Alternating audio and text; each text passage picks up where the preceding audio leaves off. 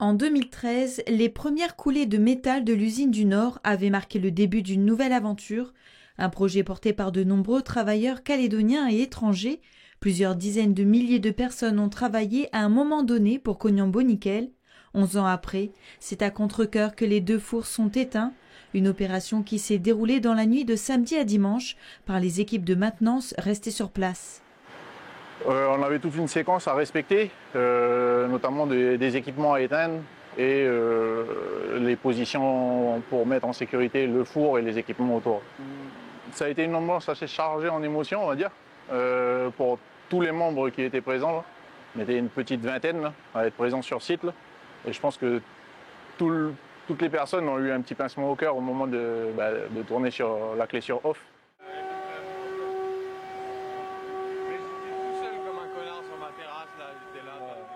Au niveau de la maintenance, maintenant qu'ils sont éteints, mais c'est plus de la surveillance opérationnelle, on va dire. Notamment au niveau de la contraction du four, vu que là, il est en phase de refroidissement là, actuellement.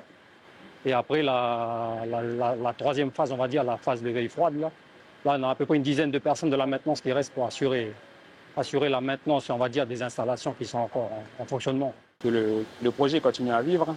C'est juste que là, c'est juste une page qui se tourne, un chapitre qui se clôture.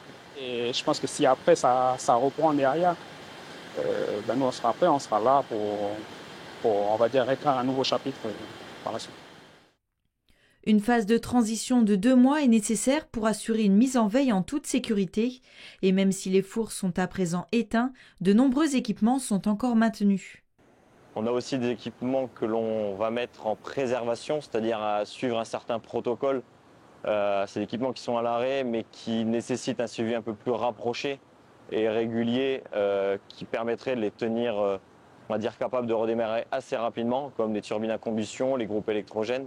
Et on aura certainement des petits projets où continuer l'archivage et la sécurisation des données. Pour Alexandre Rousseau, l'objectif est de rester professionnel pour accueillir un éventuel nouveau projet.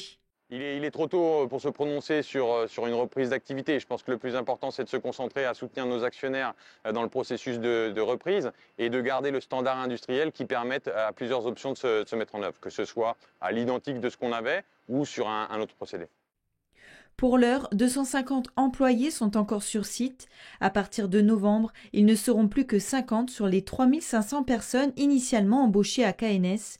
Et comme diraient de nombreux salariés, ce n'est qu'un au revoir en attendant la suite.